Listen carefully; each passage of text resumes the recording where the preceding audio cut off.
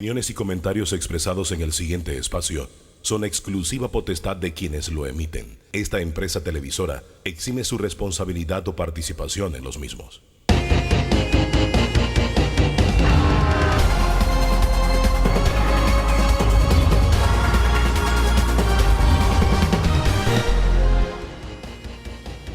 ¿Qué tal? Muy buen día, bienvenido, bienvenida a este encuentro dominical con el análisis, la opinión, la información, las diferentes corrientes de pensamiento, siempre con el ejercicio responsable del periodismo. Esta es la agenda preparada para hoy. Hablemos del precio del combustible, la onda expansiva de estos aumentos. ¿Qué alternativas hay? ¿Qué salidas hay? Un especialista nos va a hablar del tema, Harry Quinn de Quinn Oil Company, especialista en hidrocarburos, y Rodolfo Adames de Acovipa. A 2 años de la pandemia, entramos en el último round, estamos más cerca de una nueva ola. ¿Qué se viene en el camino? Pendientes, Xavier Sáenz Llorens, infectólogo, estará con nosotros. Somos como inquilinos permanentes de la lista gris de Gafi. ¿Qué es lo que está pasando? ¿Existe la posibilidad de salir de ahí o es una misión imposible? Nos acompañará Carlos Barzallo, él es abogado especialista en este tema, y también Giancarlo Vázquez, él es subintendente de la Superintendencia de Sujetos No Financieros. Y cerraremos haciendo un balance de esta primera semana de clases presenciales. Gracias por todas las preguntas que enviaron a través de las redes. La estaremos compartiendo con la ministra de Educación, Maruja Gorday de Villalobos. Don Danilo Toro, muy buen día. Ahí está la agenda y está el primer tema sobre la mesa. Así es, muy buen día. Y hay que perder de vista, don Hugo, que ¿Sí? En el contexto mundial pues se trata de una nueva semana de tensión Sí. a escala mundial, mucha tensión.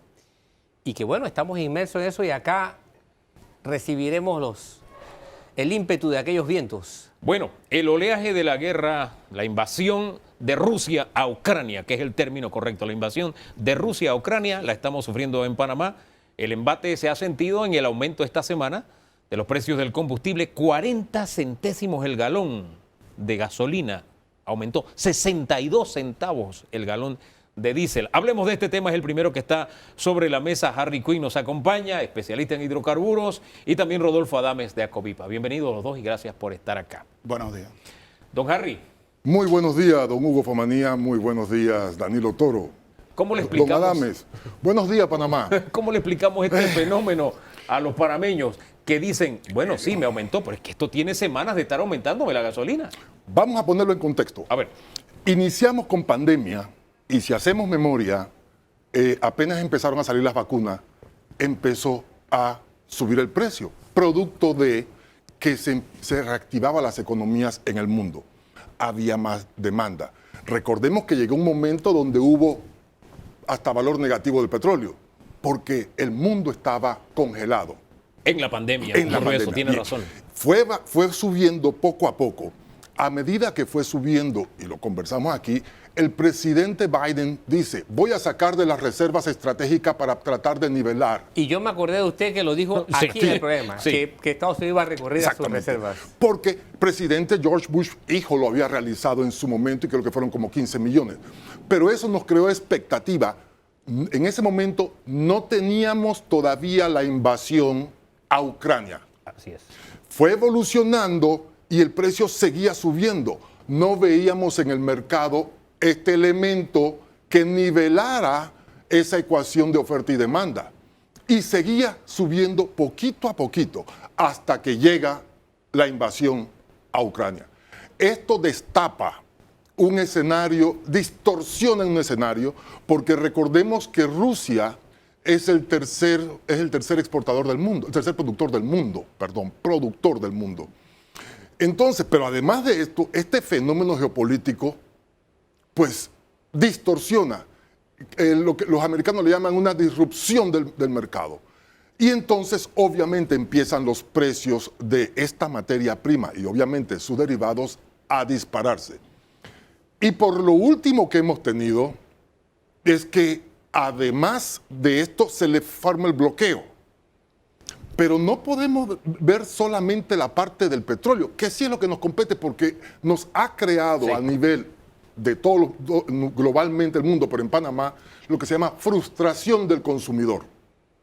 Cuando no tienes control de algo, pero te afecta fuertemente. ¿Qué sucede? Que no solamente quedó en el petróleo, fertilizantes y toda una gama de detalles, de elementos que contribuyen a que nos encarezca más la vida y la comida. Es decir, este primer impacto nos llega por la gasolina, pero sigue todo lo demás, porque hablar de fertilizantes, al hablar del aumento principalmente de diésel en Panamá, estamos hablando de que se está reflejando ya en el aumento de la comida, señora Adames. Sí, todo está subiendo. Lo que pasa es que esto era algo que ya venía. Ha ido subiendo todos los precios, el tema de las navieras. Las navieras reportaron ganancias por 130 mil millones de dólares el año pasado. Eso es un récord de toda la vida.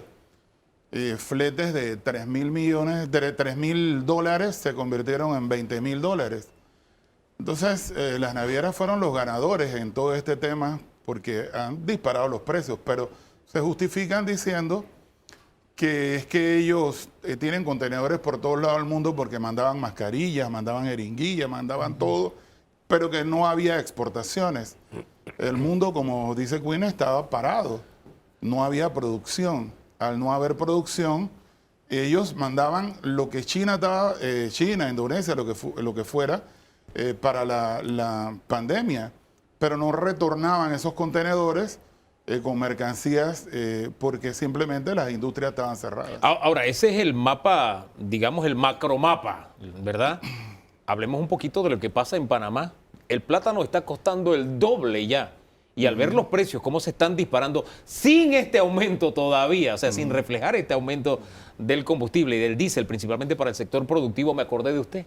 Porque usted había dicho, sin la invasión a Ucrania, que se iba a disparar los precios de los alimentos. Si la memoria no me es infiel. Usted 30%. Sí, 30. La memoria me decía 40%. 40, de 30 a 40% en el primer semestre. Y con este elemento, ¿qué podemos esperar ahora? No tenemos idea. Mira, a mí me dieron hasta Nostradamus, que yo estaba inventando y llamando a una histeria colectiva. Pero desafortunadamente todo se cumplió. Se ha dado la tormenta perfecta para que todos los precios suban. Mira, nosotros recibimos mercancía, subimos los precios y no hemos terminado de traspasar los incrementos y ya subió de nuevo. O sea, las mercancías están subiendo, antes subían cada 6 meses, una vez al año, ahora sube cada 60 días, cada 30 días. O sea, hay una... Tomemos el plátano de referencia. Si ya está costando el doble, con todos estos incrementos y sin haber sumado a los productos, como usted dice, algunas variaciones de precio hacia arriba, ¿qué podemos esperar la otra semana, en el mes que viene? Va a seguir subiendo. Todo va a seguir subiendo. Y pues no es culpa de Panamá, no es culpa del gobierno, no es culpa de nadie, es el mundo. El mundo entró en guerra, porque no solamente Rusia invade Ucrania, toda Europa, la OTAN, están con sus medidas y estamos viendo el costo de haber entrado en guerra. McDonald's entró en guerra, Tesla entró en guerra, Ford entró, o sea, todas las grandes compañías han entrado en guerra contra Rusia. Entonces estamos viendo ahora mismo un alza de precios de todo. Y disculpa, pero el aceite se está subiendo, el aceite de comer, porque ni siquiera el aceite de consumir de los autos. Ucrania y Rusia producían el 80% de la semilla de girasol. Así que los precios de aceite de girasol pueden duplicarse en los próximos 60 días. Don Danilo. Sí, se trata de un problema de alcance mundial y es como un juego de dominó, ¿no? Porque también allá se produce la mayoría del trigo, Así es. que a su vez es consumido en enormes proporciones por todo el norte de África, que a su vez está saliendo a comprar trigo de manera urgente donde sea hoy día, porque algunos países no tienen más de 1 o 2 meses de almacenaje de trigo. Por lo tanto, automáticamente el trigo ha subido a escala mundial y su tendencia es a subir a escala mundial. Es decir, Es todo un dominó. Y esto se refleja en la hojaldre del Al día a final- día. al final o entre de la el pa- harina, como le dicen ustedes allá en Colón. No, ¿No? Así que le llaman, ¿no? no, hojaldra. Hojaldre también. Ok. Hojaldra. Me parecía. Usted dice Se hojaldra, va a nosotros decimos duplicar. hojaldra. Le decimos también harina, pero hojaldra es el término cosmopolita. Ah, ok, no hay problema. Bien. Sí, sí. Ahora, No estamos entendiendo. volviendo acá al el escenario que tenemos. Esta semana que pasó hubo importantes esfuerzos internacionales para ver cómo se contenía el problema bélico que ha planteado Rusia contra Ucrania. Intervino el gobierno de Ankara, Turquía, Emmanuel Macron, Israel, y todos terminan diciendo lo mismo. Esto va por lo largo. La última conversación que tuvo el presidente de Francia, Macron, con el señor Putin, dijo, esto va por lo largo y lo peor todavía está por venir. Es decir, estamos ante un problema que no va a ser de corto plazo. Todo indica eso, desafortunadamente. No es nuestro deseo, pero habría que ponerlo en un plan. Por lo tanto, señor Quinn, si estamos ante ese fenómeno, Panamá, en estos momentos con el petróleo, podrá echar mano de lo que se produce en Ecuador, en Colombia, incluso en Venezuela, que dicho sea de paso, yo tengo mi interpretación. Correcto. Interesante. Ok. Yo soy de los que pienso que además de las posibilidades que tenga Venezuela, le pasó como en El Padrino, ¿no? Creo que le hicieron alguna propuesta que no podrá rechazar. Entonces, mi pregunta es, ¿Panamá podrá echar mano de esto o tendrá que seguir apegado a las compras que tradicionalmente Panamá hace de petróleo y sus derivados? Ok. Estos países no tienen, no tienen la capacidad de suministrar en la gama del consumo de Panamá. Cosa curiosa, Venezuela pasó de ser un país productor, de producir su propio destilado, a ser un importador. Ecuador importa, produce petróleo, pero importa. Lo único que llega de Ecuador a Panamá en producto es el búnker para la industria en el Pacífico. Entonces, ¿qué otro país? O sea, Panamá sigue comprando e indexado al Golfo en los Estados Unidos. ¿Por qué? Porque tú no puedes competir con una refinería de 400,000 barriles en economía de escala con una de 60,000, 80,000 o 100,000 barriles. Entonces, Panamá sigue comprando en el Golfo, sigue indexando al precio del Golfo, donde es un mercado de 20,000, 30,000 transacciones que no puede haber acuerdo, no puede haber collusion. Ajá. Entonces, y otros de los fenómenos que tiene Panamá, que debo mencionarlo, es que Panamá tiene un excelente sistema de administración de riesgo. Es decir, para el televidente, para ese consumidor que antes te mencionaba, que uno se siente frustrado, Panamá no aplica el precio del día como sucede en Estados Unidos o en otros países. Panamá tiene un sistema de administración de riesgo que es el promedio de 14 días. Todos los precios que se van publicando cada día, 14 hacia atrás, es el que da el promedio del famoso precio de paridad. Y esto te baja una exposición, pero te da una claridad, principalmente a la empresa privada, de que vas a tener un precio fijo 14 días. Entonces, quitemos los demás países que han sido tradicionalmente productores de petróleo, pero no, Panamá no importa petróleo. Panamá importa productos terminados. Y para tener una idea, para poner a tus televidentes en contexto, el mundo consume 100 millones de barriles al día. Y los 3 primeros lugares es Estados Unidos, Arabia Saudita, Rusia y los que le siguen. Para que vean, Panamá te consume en producto terminado 700,000 barriles de diésel al mes. 600,000 barriles de gasolina al mes. 300,000 o 354,000 barriles de jet fuel al mes. Nosotros somos una cucarachita en baile de gallina. Nosotros importamos todo. Pero la magnitud, lo que le pongo el contexto, la magnitud, el tamaño del mundo a lo de Panamá, pero somos un país netamente importador. Y que el consumidor pueda comprender que es algo que no está en su control, porque la parte que varía es el precio internacional, no los costos asociados a descarga, almacenamiento, etcétera, etcétera, etcétera. Oiga, con este croquis que usted nos hace, el espacio de maniobrabilidad de Panamá es mínimo. Prácticamente no tenemos espacio de maniobra.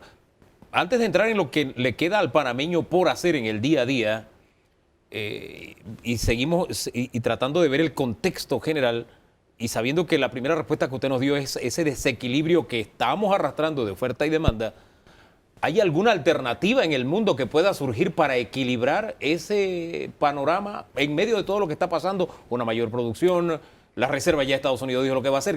¿Hay algo en el horizonte que pueda cambiar esa realidad macro en el corto tiempo? Ok, están trabajando en eso. Por eso vimos cosas que nos dio hasta pena cuando vemos que se sientan en Venezuela. A ver, para que tengan idea, ¿Sí? Venezuela producía 3 millones de barriles antes. Ahorita, si acaso llega, ¿qué? 700.000, 800.000 barriles de crudo de producción. En la pregunta, cosas interesantes se han dado en la semana. Sí, ese fue uno de los acercamientos. 2, las declaraciones ahora en la reunión con el presidente de Colombia, y cuando mencionan específicamente la compañía Occidental, para promover más producción. Porque hay que buscar un reemplazo de esos barriles, de esos 200.000 barriles que recibía Estados Unidos de Rusia. Pero la disrupción del mercado la manejó diferente el Reino Unido, al decir, permítame, yo no la voy a hacer inmediata, la voy a hacer gradualmente hasta diciembre. Entonces, pero Estados Unidos sí está poniendo toda la carne en el asador, sí, para ver cómo busca nivelar, y al poder nivelar con otra fuente que reemplace esa parte, ya sentirá un poco un alivio en el caso específico del mercado. Ahora, ese mercado en el año 2008, y por aquí tengo las notas, en el 2008, el barril Brent llegó a 147.25 y el de Texas a 146.90 el barril. Nosotros estamos coqueteando allí. ¿Estas medidas impedirán que lleguemos a ese nivel? ¿Qué puede usted vaticinar? No, es difícil hacer un pronóstico porque es un elemento geopolítico. No es como otros momentos que hemos visto. Exacto, climatológicos, un elemento de un daño en una refinería grande. No, este es un elemento geopolítico que el pronóstico es muy reservado. Sin embargo, aunque finalizase la guerra, Dios primero y fuese mañana, los bloqueos se van a mantener y el tiempo para reaccionar no es que abro la llave del petróleo e inyecto de una vez a una refinería. No, toda la infraestructura que hay que tener para soportar eso. O sea, no sé si me explico. Sí. ¿Dónde voy a almacenar? ¿Dónde voy a hacer? Y toda la logística para ir nivelando el mercado. Es duro tener que decir esto en referencia al precio, pero los bancos que tienen especialistas y que están viendo, analizando todos estos balances, han llegado a hablarte hasta de $200 un barril. A mí, en lo personal, a este humilde servidor, no le hace clic porque, y este será un tema muy interesante de ustedes con los economistas, porque cuando llegamos a esa cifra, hace años, a los 140 barriles, se probó que el mundo no funcionaba. El mundo se trancó.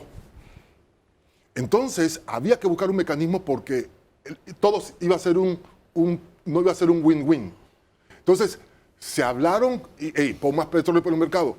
Sin embargo, no hemos visto esa misma conducta en el caso de la OPEP cuando ellos manifestaron, vamos a poner 400.000 barriles. No los vimos nunca. No los vimos nunca. Y ahora le comento también, así como suceden cosas malas en que afectan esa ecuación del precio, hay cosas positivas que afectan eso. Y algo tan simple como el comentario de hace unos días del embajador del Reino Unido, no, de Arabia Saudita en Washington. Él nada más puso un tuit y dice, vamos a hacerle honor a poner 400.000 barriles en el mercado. La jornada de ayer y anteayer produjo baja. ¿Pero es una baja sostenible? Esa es la gran pregunta. No, es precisamente 106, 107. ¿Cuánto? Exacto, sí, bajó a 106. 111. Pero lo que le quiero transmitir es que hay elementos que en ese contexto geopolítico pueden alterar. Lo que pasa es que le dio 24 horas de paz, entre comillas, al que está comercializando, comprando y vendiendo petróleo. Y dice, ¿para qué te voy a comprar? Si vas a poner esta cantidad. Entonces, esa es la parte dinámica y global del mercado petrolero. Ahora necesitamos más tweets como ese para que en 14 días el precio en Panamá no se impacte. Ahora, el tema es que el arroz nuestro de cada día, la hojaldre nuestra, o la harina nuestra de cada día, se ve impactada. ¿Hay algo que pueda hacer que vaya a ocurrir en este mercado o que haya un espacio de acción, ya sea aumentar la producción, buscar más importación? ¿Cuál es la salida para evitar que esa comida diaria se vea más afectada todavía? El arroz está regulado, Hugo. Ahora, quiero explicarte que los precios que subieron a $140 en el 2008 de la gasolina, los combustibles, el petróleo, era porque había intermediarios en Suiza, o sea, un montón de gente que tenía plata, estaban comprando el petróleo, especulaban, ganaban y estaban disparando los precios a nivel mundial. Ahora, el alza de petróleo es por la incertidumbre. El mundo tiene miedo que no va a recibir el petróleo, que se van a paralizar sus economías. Y en el caso de China, hay fábricas que están trabajando 3 días a la semana, porque hay problemas de carbón, de gas, de petróleo. O sea, los costos de producción se están disparando. Ahora, esa incertidumbre, ¿cómo se refleja en el precio del combustible en Panamá? ¿Cómo se refleja en el precio de los alimentos de Panamá? Y si tenemos algún margen de acción, ¿qué prevé usted? El tema es que la realidad es que todo va para arriba. No vamos a poder parar. Ayer, antes de ayer, no sé qué día fue, hay una noticia terrible para el sector agropecuario de Panamá. Y es que Rusia prohibió la exportación de fertilizantes. Eso ni siquiera es que el fertilizante subió de 20 a 50. No van a exportar su fertilizante. Hugo, eso hay que ponerle atención. Entonces, mira, eso va a encarecer el producto nacional, pero el producto del mundo también. Sí, pero no lo veo yo nada más de encarecer. Estás hablando de comida. Te va a reducir la producción. la producción. Exacto. Entonces, Automáticamente te va a reducir la producción. Este humilde servidor puede sugerir ponerle atención a nivel de Estado en este tipo de insumo, porque ellos producen comida, producen paz. Esos sí hay que ponerle atención al agricultor, al que produce en Panamá, porque con esos insumos, o sea, va a ser difícil y no nos sorprendemos que empecemos a escuchar, yo no siembro esta temporada. Pero no es un fenómeno solamente que va a pasar en Panamá, No, va a pasar en el mundo. Pero los demás países están poniendo atención a ese fenómeno como si hay alguien, y esto es una opinión muy personal, que merece un subsidio en insumos, en estos fertilizantes. En el sector agrícola. Exacto, sector agrícola. ¿Cómo lo ven ustedes? lo que pasa es que no solo va a afectar a la producción nacional. Ucrania y Rusia tienen el 25% de la producción de maíz mundial. Entonces, ¿qué comen los puercos aquí en Panamá? Maíz. No, y nosotros solo producimos el 10%, si la memoria no es infiel, del maíz que consumimos. Panamá no es autosuficiente en varios rubros. Pero al subir, o sea, tú no exportas. Rusia y Ucrania tienen la cebada, el trigo, el maíz, de 20% de la producción mundial. Los precios se dispararon. Todo el mundo está comprando trigo, cebada, maíz, y los precios se dispararon. Así que ese costo va a incidir directamente en los puercos de Panamá. Espérate, que hay una peor todavía que el panameño le va a doler más. La cebada que se está disparando. En México ayer pronostican que la cerveza va a subir 40%. Es que no hay producto que se salve del impacto de esta onda expansiva de esta invasión rusa a Ucrania. Ahora bien, estamos en guerra al mundo contra Rusia. Ahora bien, lo que se plantea en Panamá, por lo menos en el tema combustible, es, de parte de algunos, he escuchado ideas por ahí, y no sé si son viables, congelemos el precio, que quitémosle el impuesto. ¿Qué sé yo? ¿Hay algo que vaya a minimizar este impacto? ¿Hay algún margen? Ok, pudiese, sí. Esa segunda que mencionaste, congelar el precio, no puede congelar el precio en el mundo, fuera.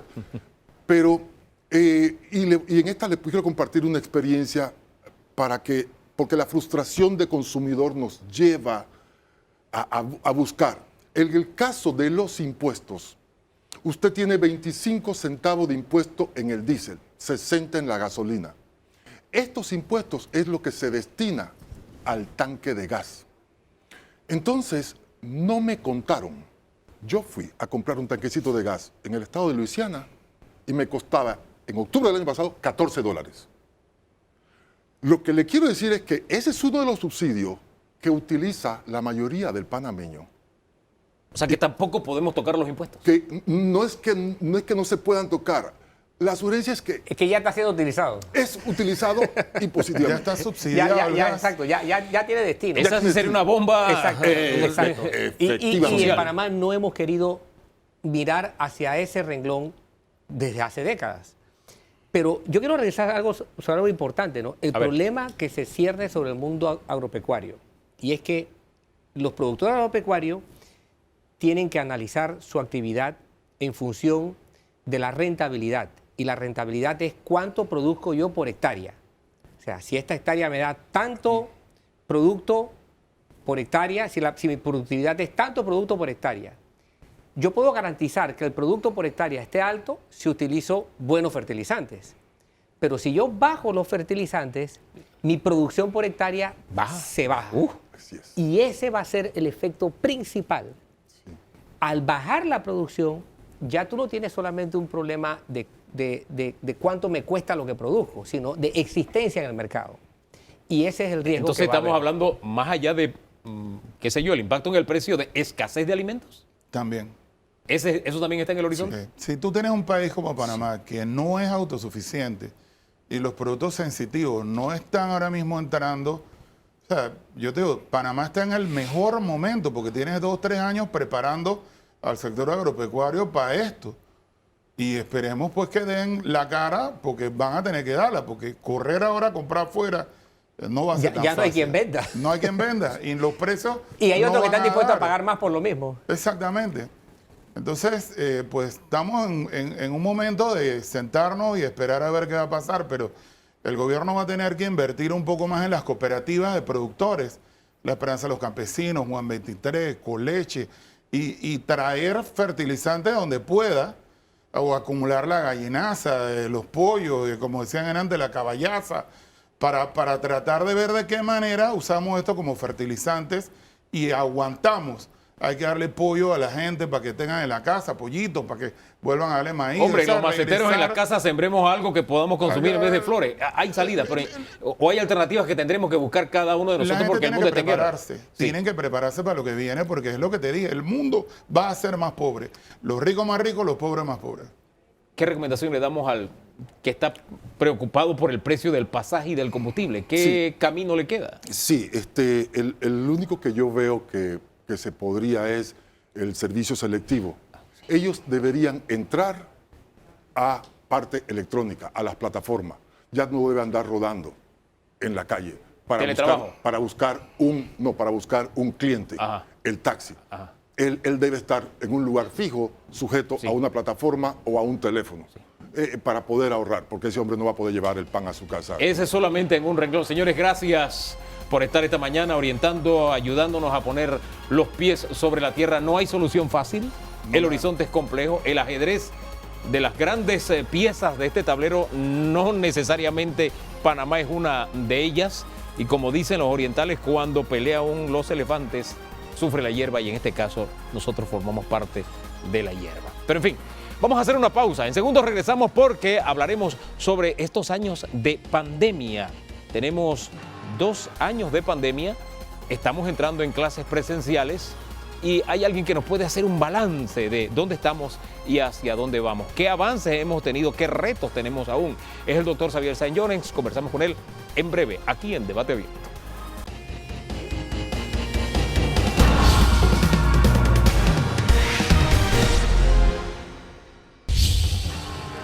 Estamos de regreso para conversar con el doctor Xavier Saint-Llorens. Él es infectólogo. Bienvenido, doctor. Gracias, nuevamente. A este segmento le hemos llamado el pandemia. El último round. ¿Realmente estamos cerca de que termine esta pelea? ¿De qué estamos más cerca? ¿De una nueva ola? ¿De qué estamos más cerca con esta pandemia? Bueno, definitivamente estamos viendo la luz al final del túnel, ¿no? Ajá. Y yo espero que este año realmente ya la Organización Mundial de la Salud declare el fin de la pandemia y la entrada en la endemia, porque el virus se va a quedar con nosotros, ¿no? Y lógicamente vamos a tener, muy probablemente, como el virus va a estar ahí, brotes o incrementos recurrentes de casos. Pero con un gran porcentaje de población vacunada o de población vacunada, pero que además se ha infectado, lo más seguro es que los hospitales van a tener el colchón para aguantar el sistema y no tener que volver a las restricciones iniciales, ¿no? Entraríamos en una etapa como la que usted describió hace unas semanas atrás de gripalizar esta pandemia. Sin lugar a duda. Ajá. Gripalizar no significa equiparar el virus de la influenza con el virus del COVID, porque hay bastantes diferencias. El virus del COVID es más letal, más contagioso. Y es más sistémico, no solamente afecta a los pulmones, sino que afecta a todos los órganos y causa el post-COVID, los síntomas persistentes, cosa que no se veía con la gripe, por ejemplo. O sea, que son virus distintos. El término gripalizar la pandemia es que las mismas estrategias de salud pública que se utilizan para controlar o minimizar el impacto de la gripe, lo utilicemos también en el COVID, ¿no? ¿Esas estrategias serían? Y no haya necesidad, por ejemplo, de estar usando mascarilla obligatoria, Claro. sobre todo al aire libre, y no haya necesidad de confinamientos ni de cuarentena, sino que vivamos una vida cuasi normal, conviviendo con el virus, y cuando haya los incrementos o las olas, entonces ahí volver a establecer algunas medidas transitorias, pero que realmente el enfoque sea casos graves, casos hospitalarios, que es lo que hacemos con la gripe todos los años. Ujú. Esas medidas serían entonces, de venir una ola, ¿cuáles serían exactamente esas De medidas? venir una ola sería nuevamente volver al uso rutinario de la mascarilla y lógicamente controlar todo lo que tiene que ver con los ingresos hospitalarios para mantener la capacidad hospitalaria siempre con un colchón que pueda dar atención de salud a todos los paramétros. O sea que la vigilancia epidemiológica que se ha desarrollado con esta pandemia tiene que mantenerse entonces para poder tomar esas medidas de manera, digamos, oportuna. Pero una vigilancia epidemiológica enfocada en casos graves, no enfocada en casos, no enfocada en infecciones. ¿Cuántos me infectaron el día de hoy? No. Sí, porque los casos leves realmente en gripe nosotros ni siquiera le hacemos test, pruebas. Se manejan ambulatoriamente y la gente se recupera, ¿no? La mayoría, ¿no? Eso es lo que va a ocurrir con el COVID. De hecho, hay una cifra bien importante que ayer se publicó, que lo sacó el Ministerio de Salud del Reino Unido con unos economistas, que ellos ven que la letalidad por COVID ya se está acercando a la letalidad que tenemos por gripe todos los años. Cuando eso es así, eso lo que quiere decir es que ya entramos en endemia y que ya las mismas medidas de salud pública que se tienen que tomar contra el COVID son las que se toman usualmente contra la gripe. Y nosotros ayer incluso con la colaboración del doctor epidemiólogo, el doctor Victoria de la OPS, hicimos también una estratificación por semestres para ver cómo anda la letalidad por COVID aquí en el país. Y pasamos, no sé si se acuerdan que al principio de la pandemia el 2 a 3% de los casos diagnosticados se morían. Exacto. Ahora en los últimos 6 meses solamente es 0.3%. La letalidad por gripe se calcula en temporadas malas es 0.1%. Estamos en 0.3, o sea que ya nos estamos acercando a la letalidad por gripe, lo que implica de que ya debemos estar planeando la gripalización de la pandemia. ¿Qué ha hecho posible llegar a ese nivel de letalidad? ¿Se ha debilitado el virus con tantas variantes? ¿El hecho de que ya haya tratamientos o que también haya vacunas? No sé. O un conjunto de medidas. ¿Qué es lo que ha pasado? Excelente la pregunta porque es un conjunto de medidas. A ver. Pero las dos principales que se cree que han apaciguado la letalidad por COVID son la vacunación y la inmunidad natural, o sea, la gran cantidad de gente que ya se infectó, que eso proporciona también inmunidad, ¿no? Esos dos factores son los principales, pero también, por ejemplo, si las variantes son menos agresivas, eso también influye, evidentemente. Si nosotros antes no hacíamos tantos test diagnósticos porque no había suficiente cantidad de pruebas, ahora hacemos más. O sea que hay diferentes factores que pueden incidir, pero lógicamente lo que más incide es porcentaje de población vacunada, sobre todo por población vulnerable, arriba de 65 años, con comorbilidad, y que tenga refuerzo, y la cantidad de personas que se ha infectado, que nosotros calculamos más o menos como que al menos 60% de los panameños ya se infectó en algún momento por alguna de las variantes. Esa es la seroprevalencia estimada en este momento. Eso diría que tenemos ya inmunidad de rebaño o inmunidad colectiva, que hace rato no hablamos de eso. Entonces tenemos una inmunidad híbrida sólida. Híbrida quiere decir vacunación más infección natural, y eso nos está llevando a cifras de probablemente arriba del 85-90% de los panameños que tienen algún tipo de inmunidad. Eso en Inglaterra le están llamando immunity wall, o sea, la pared inmune de la población. Ahora mismo es muy alta. Y hay ejemplos bien categóricos que demuestran que esto es así. Por ejemplo, Hong Kong y Corea. Hong Kong y Corea fueron de los países que mayor cantidad de restricciones rigurosas pusieron. Ellos tuvieron una política de tolerancia cero al COVID. Entonces los confinamientos eran agresivos, no se dejaba entrar a nadie, el testing era diario. Y ellos casi no tuvieron infección natural, no tuvieron gente infectada. Y ahora están teniendo unos picos espectaculares precisamente porque no tienen esa pared inmune poblacional que da la infección natural más la vacunación, sobre todo en grupos de riesgo. Inmunidad híbrida, me quedo con esa frase. Don Danilo. Sí, efectivamente, eso está pasando en Hong Kong y en Shanghái también Sí. hay toda una actividad de combate al COVID. Doctor, ¿qué halo nos puede haber dejado este debate antivacuna para las vacunas que tradicionalmente la población infantil ha estado recibiendo durante las últimas décadas? ¿Se prevé algún tipo de afectación a esa cultura de vacunación que el panameño tenía con todas las vacunas que desde los bebés, de los niños muy pequeñitos siempre se le ha puesto? Porque honestamente, hasta antes del COVID, yo no había escuchado nunca un debate de toda esta argumentación contra las vacunas y más bien se percibía una población muy receptiva con las vacunas.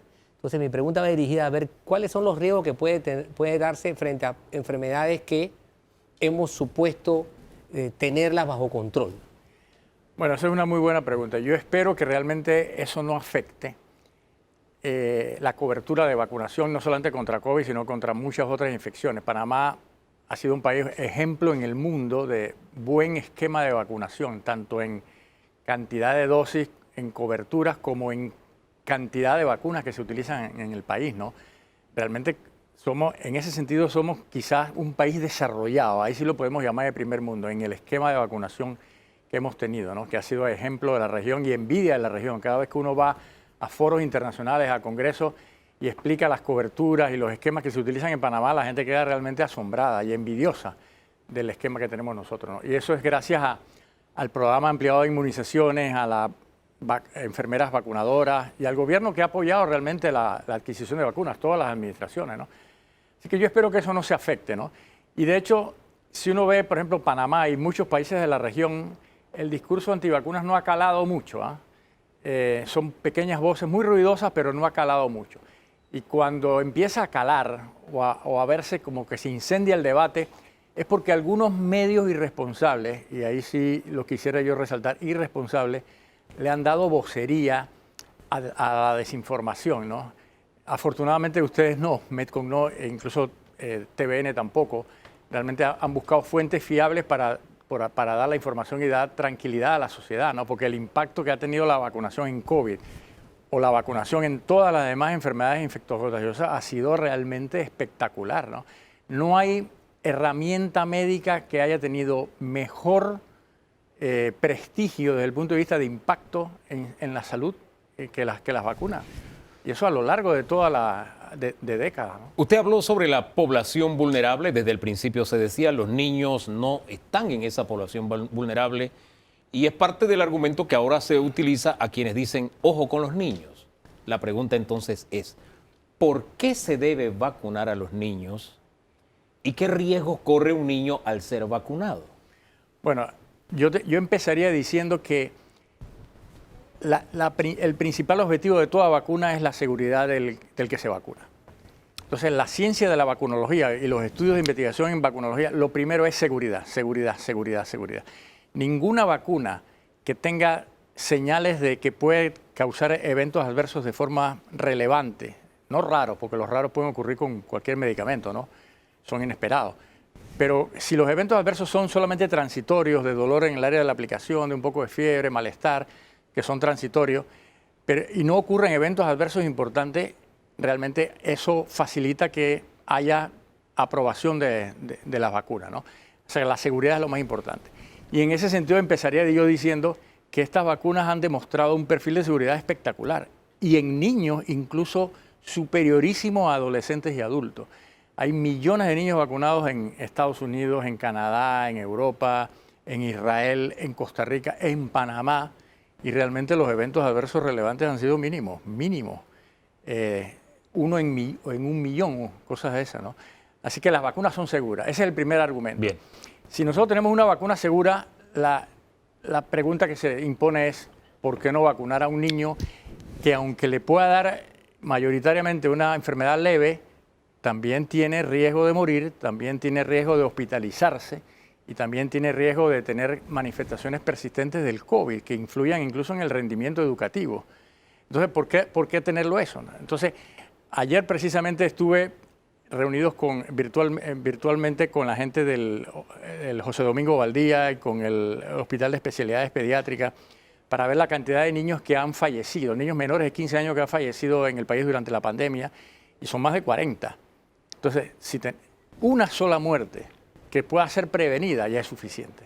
Hemos tenido 40, pero ahí no va, solamente mucha gente se fija en la cantidad de muertes evitadas, pero si nos ponemos a ver la cantidad de hospitalizaciones evitadas, ahí el impacto tanto en la salud emocional, en la preocupación de los familiares, pero también con el dinero del Estado, es abrumadora. Nosotros hemos tenido cientos de hospitalizaciones, casi 1000 hospitalizaciones durante la pandemia en niños menores de 15 años de edad.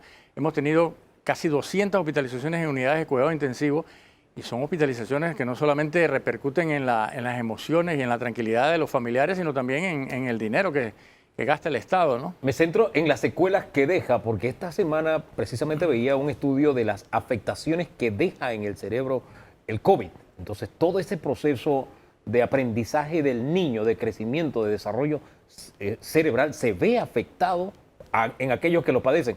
El renglón de infectados es mínimo, es cierto, pero los efectos de aquellos que resultan afectados son para tomarse muy en serio la vacuna, ¿no le parece? Sin lugar a dudas, pero la mayoría de los estudios de post-COVID o de secuelas de COVID han sido hechos en adolescentes y en adultos, no en niños, ¿no? En niños se cree que quizás el porcentaje es un poco menor, ¿no? Precisamente por eso, porque la infección tiende a ser más leve que en el adulto, ¿no? Pero hay publicaciones bien recientes, como tú mencionas, el deterioro cognitivo del adulto post-COVID, y que va a influir eventualmente en que en 5 o 10 años nosotros vamos a tener mayor cantidad de gente en demencia senil, precisamente por el COVID, por la pandemia de COVID, que lo que veíamos antes, ¿no? Y lo que no sabemos es cómo esto va a incidir en el rendimiento educativo de nuestros niños. Ahora que estamos empezando la escuela lo vamos a poder valorar. ¿Cuántos niños infectados por COVID, aunque sea un COVID leve, tienen problemas de memoria, problemas de aprendizaje, problemas de rendimiento en las aulas? Eso lo vamos a ver ahora que inicia la actividad escolar, ¿eh? Así que... Sí, hay mucha investigación que está por ejecutarse, por hacerse, por pensarse siquiera, porque hay mucho que descubrir, ¿no? La cantidad de gente afectada y la cantidad de niños afectados. En este sentido, si tenemos una población de niños afectados, ¿qué pasa con los niños que no habiéndose vacunado, porque todavía tenemos los niños por debajo de 5 años, ¿no?, que no están bajo el esquema de vacunación? ¿Qué pasa con estos niños? ¿Qué va a ocurrir con los niños de menos de 5 años? ¿Cuál va a ser el esquema de protección, la política de protección de esos niños que no están todavía bajo una política de vacunación orientada para ellos? Esa es una buena pregunta, ¿no? La mejor protección que le podemos brindar a los niños que todavía no pueden ser vacunados, que son los menores de 5 años, es que los demás estén vacunados. Si los demás están vacunados, los niños mayores, los hermanos, los adultos, entonces la posibilidad de que ese niño reciba el virus en casa al menos es mínima, se minimiza, ¿no? Y si en las escuelas tenemos profesores vacunados, administrativos vacunados, niños mayores vacunados, también se minimiza la posibilidad de que el niño menor de 5 años adquiera el virus, ¿no? Pero ese es un grupo de edad bien importante, porque lo que se ha visto, por ejemplo, en pediatría es que aunque la infección tiende a ser leve a lo largo de los primeros 15 años de edad, el grupo de 1 a 5 años es el que más sufre las consecuencias del COVID. Sí, eso me consta. Sí, y la mayoría de las hospitalizaciones en nuestros hospitales más grandes de niños son en el grupo de 1 a 5 años de edad. Qué bien interesante. Sí. Así que esa es una edad que debemos de proteger porque todavía no tenemos aprobación de vacunas. Ya se está trabajando Pfizer, Moderna, otras empresas en tratar de buscar la dosis adecuada para el niño entre 1 y 5 años de edad y eso seguramente va a llegar en los próximos meses, ¿no? Para empezar la vacunación a esa edad. Pero otro punto importante que con respecto a la pregunta de Hugo era, nosotros vacunamos contra hepatitis a los niños, vacunamos contra varicela a los niños. Y esas dos enfermedades son más benignas que el COVID. Y nadie nunca ha rechazado ese tipo de vacunación. Entonces, ¿por qué rechazar COVID que sí puede provocar muerte, provocar una gran cantidad de hospitalizaciones y provocar los síntomas persistentes del COVID? Y las vacunas son seguras. Y sobre todo en niños, ¿no? Hay un síntoma que a mí me consta que niños menores de 5 años lo han sufrido con COVID, que es fiebres relativamente altas, fiebre de 39, 40, más de 40, 41 grados. ¿Qué tipo de riesgo corre un niño pequeñito de menos de 5 años cuando tiene este tipo de afectación? Bueno, usualmente la fiebre es un mecanismo de defensa de cualquiera de nosotros, ¿no? Para combatir una infección, ¿no? Y a veces es importante no estar demasiado centrado en la fiebre o en bajar la fiebre porque es un mecanismo de defensa. Incluso la fiebre ayuda a eliminar más rápidamente los microbios. Pero aquí tenemos la cultura de que si hay fiebre hay que dar enseguida acetaminofén, ¿no? Hay que tener un poco de cautela con eso, ¿no? Quizás el único riesgo que corren los niños muy pequeños con fiebres muy altas es que convulsionen, que puedan convulsionar, ¿no? No está muy claro si realmente se debe a la fiebre per se o a los cambios súbitos de temperatura, ya sea porque lo metemos al agua o lo bajamos rápidamente con un medicamento que ocurre esta convulsión. Eso todavía no está claro, ¿no? Pero ese es el único riesgo, ¿no? Por eso es que muchos padres de familia prefieren bajar la fiebre del niño, ¿no? Además que la fiebre lógicamente provoca malestar general, el niño está lloroso, el niño está ansioso, el niño manifiesta signos de dolor asociados a la fiebre, ¿no? Entonces es bueno bajarla para que tenga un cierto rango seguro, por llamarlo de alguna manera, pero no estar herméticamente pensando en que hay que estar administrando cada 4 horas un medicamento antitérmico para que la fiebre se mantenga normal, ¿no? Porque eso también puede ser contraproducente. Es un mecanismo de defensa del cuerpo. Ahora, doctor, mañana comienza la jornada de vacunación escolar. ¿Qué le diría a usted? Yo recibí ya el papel donde se autorizaba o no la vacunación. Gracias a Dios mis hijos están vacunados, con todas sus dosis, gracias a Dios. Pero evidentemente hay personas que están todavía dudando de si vacunar al niño o no. ¿Cuál sería el principal argumento que usted como médico, imagínese que usted tiene al frente a un padre de familia o una madre de familia en su consultorio y usted tiene que convencerla de que le conviene que su niño sea vacunado? ¿Qué le diría? Bueno, el convencimiento parte de la educación, de la información, ¿no? Sin información, el padre de familia legítimamente puede tener dudas, puede tener temor y con todos estos bulos y desinformación que hay en redes sociales, lógicamente es lógico que tenga temor, ¿no? Entonces hay que educarlo y hay que informarlo, ¿no? Y la principal información es seguridad.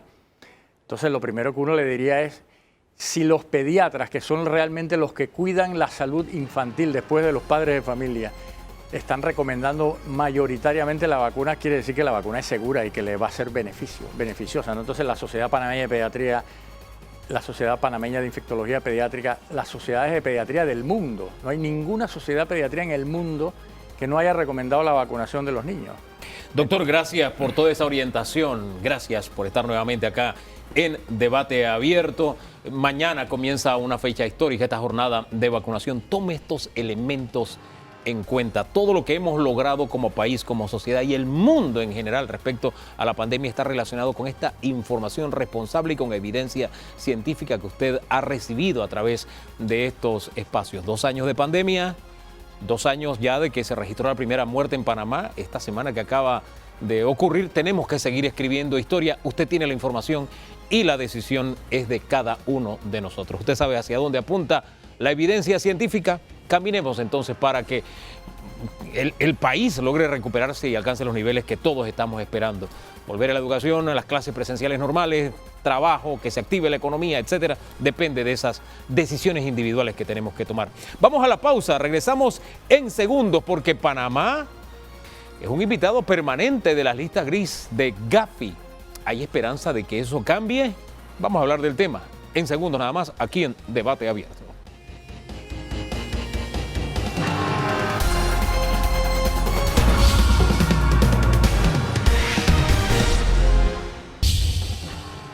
De ser huéspedes de la lista Gafi, prácticamente hemos pasado a ser inquilinos. Vamos a hablar sobre este tema con don Carlos Barzallo, él es abogado, especialista en este tema, estuvo al frente también de Transparencia Internacional en su momento, y Giancarlo Vázquez, él es subintendente de la Superintendencia de Sujetos No Financieros. Exacto. Aprenderme de memoria el nombre es un poquito complicado para mí. Pero, señores, gracias por estar aquí. Bienvenidos. ¿Es una sorpresa que sigamos en la lista gris para Carlos Barzallo o esta es la crónica de un anuncio esperado? Lamentablemente no es una sorpresa. Bueno, antes que nada, por educación, muchas gracias por Bienvenidos la invitación los dos. Gracias. para esta entrevista. Sí. No es sorpresa. Es lamentable, no lo es.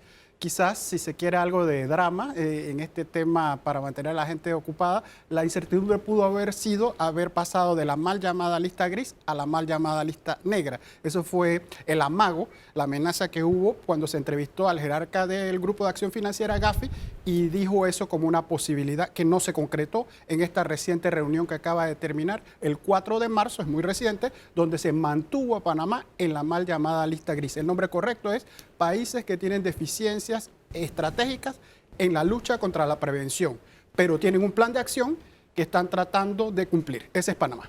Disculpe, no es consuelo de tontos, pero nos podría haber ido peor, es lo que usted me está diciendo. Sí, si seguimos las noticias, hubo una entrevista directa al presidente, que es ciudadano alemán, que preside el Grupo de Acción Financiera en estos momentos, es una presidencia que se rota, en estos momentos está Alemania, y cuando una pregunta directa de un diario local panameño, la prensa le preguntó, hizo saber de que en esta sesión, que inició en febrero y terminó en marzo, una posibilidad abierta era que Panamá pasase a la negra. Entonces sí, ese tema que se usa del consuelo de tontos, no podemos festejar habernos quedado en la gris, pero pudo ser peor. Y sigue la amenaza latente porque en junio, que viene la siguiente reunión, eso es lo que podría ser. ¿Hay espacio de maniobrabilidad de la fecha a junio para salir de la lista gris o caer en la mal llamada lista negra? O sea, ¿cuáles son nuestras posibilidades? El tiempo se achica, ese es nuestro peor enemigo. Tenemos lo que está corriendo de marzo a junio para demostrar efectividad y eficiencia y resultados. Es difícil, pero hay que hacerlo. No queda literalmente otra opción. Bien, 8 de 15 tareas hicimos. Una de las tareas que hicimos fue precisamente elevar a la Superintendencia de Sujetos No Financieros que usted representa acá. Pero precisamente el embajador de los Estados Unidos dijo el jueves, si la memoria no me es infiel, que más allá de que se haya creado la superintendencia, el tema es que la ley no se ha aplicado. ¿Por qué estamos tardando en la aplicación de la ley, de crear el registro de los beneficiarios finales, etcétera, etcétera? Buenos días. Bienvenido, Giancarlo. Gracias por la invitación. Saludos a los televidentes y Radio Escucha. Bendiciones para todos. Yo quisiera iniciar primero resaltando, Panamá entra a la lista del Gafi en el 2019, producto de la evaluación que hizo este organismo en el 2017. Al país se le comunica en junio de ese año que ha ingresado a esta lista, como muy bien la describió el licenciado Carlos Barzallo. El país asume un compromiso de alto nivel de cumplir cada una de las 15 acciones que están contempladas en el plan de acción de Gafi, y como usted muy bien lo resaltó, 8 acciones tienen largamente cumplido, 7 tienen parcialmente cumplido, y en cada una de esas que tienen parcialmente cumplido, el país ha demostrado avances en cada una de las evaluaciones. Importante destacar, en función de lo que usted menciona, que dijo el embajador de los Estados Unidos, si se refiere a la ley 124, que crea la superintendencia, la ley se ha aplicado.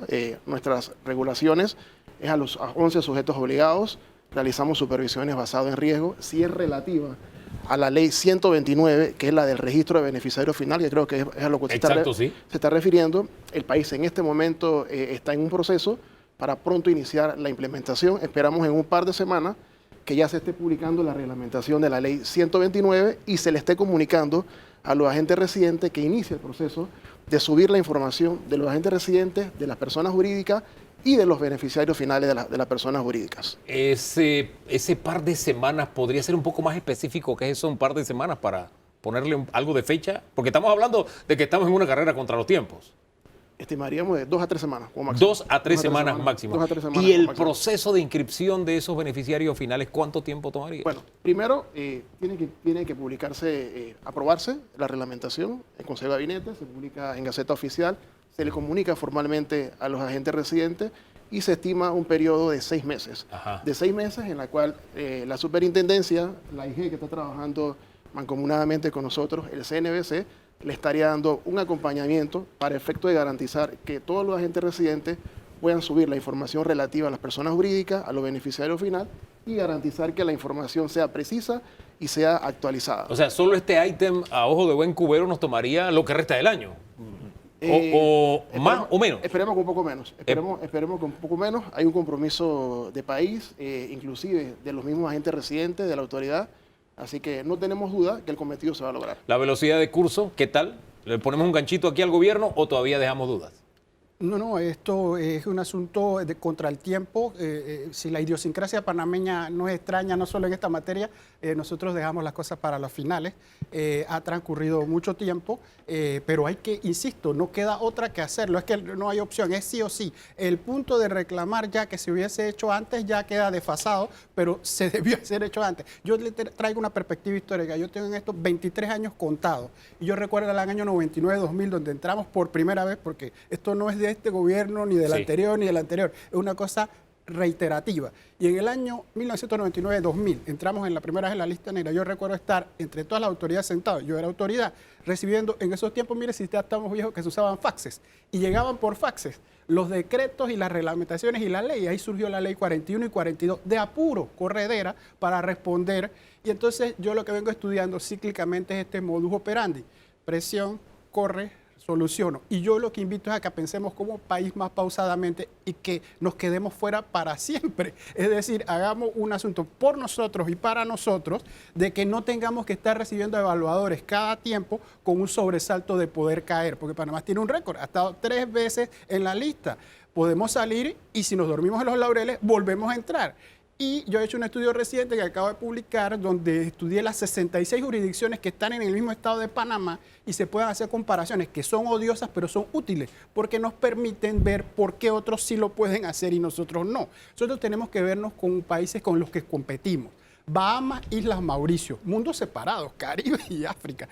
Ellos salieron de la lista en pandemia, porque como el mundo es antes de la pandemia y después de la pandemia, en pandemia ellos salieron. Entonces hay que ser exigente, hay que seguir. A mí me consta que hay mucha gente muy seria trabajando en esto. Esto es un trabajo de equipo, es delicado, es técnico, es aburrido. La mayoría de la gente no lo entiende, la gente solo entiende gris, negro, buenos, malos. Y es mucho más complejo que eso. Por eso es que utilizamos esa terminología. Tal vez no sea la correcta, pero es la forma en que de pronto podemos entender mejor este mensaje. Me vuelvo a centrar en el tema de los beneficiarios finales, este registro que tenemos que crear. Porque más allá del esfuerzo que hagan los especialistas, que usted dice son unos profesionales, más allá de lo que hagan las autoridades, es un cambio de mentalidad de la propia sociedad, si hay resistencia o no. Pero no que le interrumpa, porque yo estuve aquí sentado y aquí estuvo el viceministro de la Presidencia hablando sobre este tema y yo lo quiero traer para que el público no esté oyendo, no piense que esto está pasando en Europa y que es Ucrania y que es Rusia. No, el viceministro dijo que era muy difícil el tema de los beneficiarios finales porque llevaba unas complejidades. La ley de contrataciones públicas panameñas tiene ya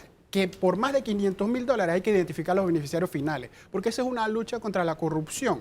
Eso en pandemia se ha olvidado y estamos contratando de forma directa sin saber quién es el beneficiario final y se da una transparencia a medias. Me explico, usted ve folletos en los periódicos donde dice, compramos tal cosa, pero usted no sabe quién es el beneficiario final. Y eso es de rigor hoy en 2022, hay que saberlo, porque es demasiado evidente que detrás de esa sociedad puede estar algo de corrupción. Don Danilo. Bien. Hemos pasado por ya varios años de historia de papeles en papeles, ¿no? Desde los papeles de Panamá hasta los papeles de Pandora. Y en el medio han pasado, entre estos papeles, han pasado otras de estas filtraciones. ¿Por qué Panamá no ha podido reaccionar a esa exigencia tan claramente definida, beneficiarios finales.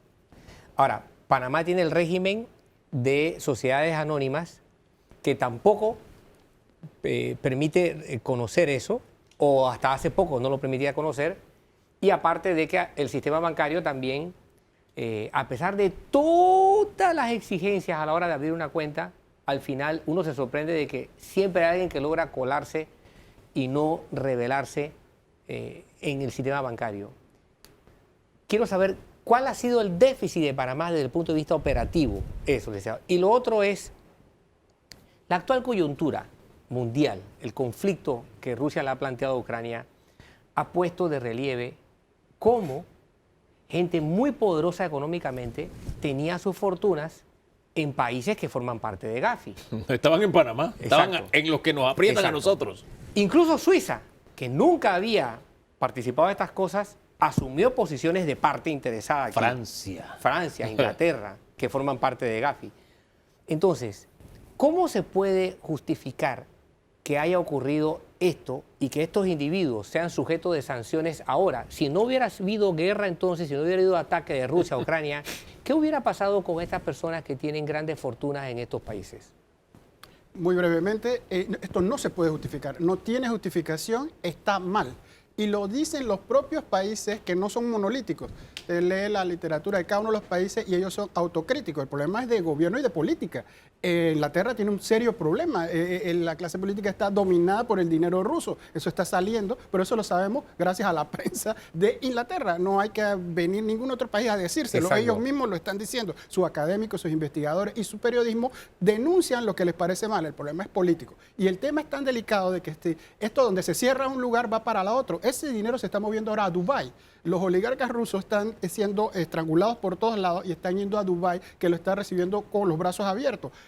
Emiratos Árabes Unidos acaba de ingresar a la lista gris de Gafi. Es un juego de geopolítica, pero hagamos una abstracción y le contesto el de beneficiarios finales. Panamá es paradójico. Panamá hizo antes de que fuera necesario lo que tenía que hacer en el registro de beneficiarios finales. Los tiempos son importantes. La ley 129 de 2020 es anterior, obviamente, al 4 de marzo de 2022, donde Gafi acaba de decir que ahora en adelante son requeridos los registros de beneficiarios finales o cualquier otro medio alternativo que logre el resultado. Y Panamá tiene hace 2 años la ley, lo que pasa es que no tiene registro. Don Giancarlo. Y ahí viene el hueco. Sí, yo creo que es pertinente destacar que a partir del 2015, con la ley 23, se establece la obligación de los agentes residentes y los sujetos obligados de identificar el beneficiario final de la persona jurídica. Por consiguiente, la superintendencia desde ese entonces ha estado realizando supervisiones basadas en riesgo, donde verifica y valida que el agente residente identifique ese beneficiario final y lo documente. ¿Qué se va a lograr con el registro de beneficiario final? Se va a lograr fortalecer el sistema de prevención, dándole mayor facilidad para acceder de manera oportuna a esa información y poder garantizar que la información es precisa y es actualizada. Pero sí creo que es bueno dejar esto claro para que la sociedad entienda que ya la obligación existía desde el 2015. Ahora, eso es solamente parte de la tarea. Hay mucho más para poder salir de la lista. Pero Sí, con un don Carlos. pequeño detalle, es Sí. totalmente correcto lo que acaba de decir Sí. el superintendente, pero Panamá somos como Dr. Jekyll y Mr. Hyde. Tenemos la ley 23 de 2015, muy bien, pero no podemos olvidar que tuvimos la ley 2 de 2011. Yo no voy a aburrir a la audiencia con leyes y números, pero se lo digo así. Con un lado quería hacerse el bien, 23 de 2015, pero con el otro lado se ponía el freno. Esa de 2011 chocaba en el sentido de la obligación. ¿Qué podía decir un abogado avispado? Y lo están diciendo en los tribunales. Yo no tengo las mismas obligaciones. Yo conozco a mi cliente conociendo al intermediario y no tengo que llegar al final. Y esa es una pelea en tribunales. Ahora se acaba de derogar en 2020 la ley 2 de 2011. Por eso tenemos una procesión jurídica que se quiere avanzar, pero hay lastre. Y eso se nota cuando nos evalúan, porque los señores están tratando, pero ellos saben mejor que nadie que tienen también un peso interno con el cual tienen que luchar. Lo resumo en una palabra: voluntad colectiva. Si todos nos pusiéramos de acuerdo y quisiéramos salir, ya hubiéramos salido. Con esta procesión jurídica, ¿tenemos este año todavía permanencia de inquilino en la lista gris o lograremos salir? El objetivo es lograr salir de la lista y también es fortalecer el sistema de prevención y no volver a entrar más. Y para lograrlo es básicamente una alianza estratégica, sector público, sector privado la ciudadanía en general. ¿Lo tenemos en este momento esa alianza? Sí, se está trabajando de la mano del sector privado para lograr ese objetivo y me parece que es un sector privado que está concientizado y sabe la importancia y la relevancia que tiene salir de la lista. ¿Usted asiente que sí? ¿Usted nos vea cerrando el año fuera, dentro de la lista? Siempre hay un maldito pero, ¿no? A El ver. problema está en que el sector privado también se divide. Claro. Ya está más que convencido el sector bancario, valores y seguros, que son las otras superintendencias, porque ya pasaron esto hace 20 años. Lo más difícil es convencer a los otros sectores que son muy heterogéneos. Abogados, contadores, Sí. joyeros, muebleros, carros, todo lo demás que compran los lavadores que quieren ostentar riqueza. Ese grupo es numeroso, es un dolor de cabeza para la super porque regularlo, supervisarlo es bien difícil, hay que reconocerlo. Es más que todos los otros juntos, si bien no representan lo que los bancos y las casas de valores. Le contesto en el sentido de que los bancos se dieron cuenta que no se puede hacer más negocios si no se está en el sistema, porque no se puede estar junto a Irán y a Corea del Norte, que son los únicos Que dos son los países únicos, de alto sí. riesgo de la llamada negra. Son los únicos dos, ese es el camino donde hay, y eso no parece ni siquiera viable. Yo no lo tengo en mi mente. Entonces, dicho eso, el otro sector no está tan convencido porque es difícil por ser tan amplio. Ahora mismo ellos no han sentido presión porque simplemente ven los toros desde la barrera. Esto es bien agotante y difícil. Cuando se comienza a molestar las supervisiones, las multas, a la gente no le gusta y tiene razón para no gustarle. Y dicen, oye, ¿por qué no buscan a este corrupto que está haciendo y me vienen a molestar a mí? Y entonces entra una dinámica social que toma tiempo. Y lo que no tenemos, como ya dije al principio, es tiempo. Ahora bien, nos decía Felipe Argote, cuando le hablábamos de este tema esta semana en Radiografía, nos decía, nosotros no vamos a salir de esa lista. Cumpliremos estas 15 tareas y nos tendrán nuevas tareas, porque lo que estos países quieren es que esos cuentavientes al final tengan su plata en sus países. ¿Eso usted lo ve real? Yo prefiero ser optimistas y enfocarme en la estrategia que se está desarrollando y es una realidad. Estamos en la lista, pero también no podemos dejar por un lado los avances significativos que hemos tenido.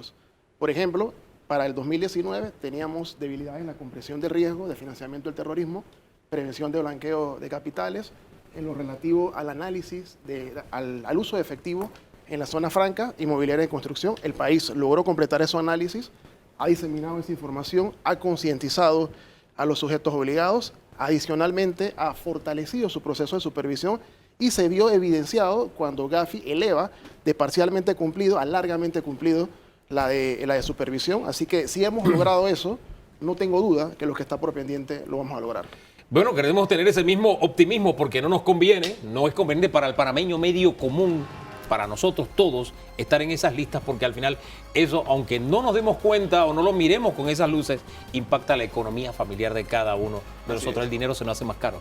Y más en medio de todo lo que acabamos de hablar en el segmento anterior, don Danilo, nos complica más el panorama. Y vamos, cuesta quitarse uno los motes de encima, ¿no? Ya está el mote de que Panamá Total. es un paraíso fiscal y cómo es un lío lavarse esa calificación que se le ha dado a Panamá. En fin, hemos avanzado, la lucha continúa, para usar el eslogan de izquierda, ¿no? Y tomando un poco el resumen de lo que nos han dicho. En educación también hemos avanzado, pero hay tareas pendientes. El balance lo vamos a hacer con la ministra de Educación, Maruja Gordadi Villalobos, que nos acompaña en el siguiente bloque. Siga con nosotros aquí en Debate Abierto.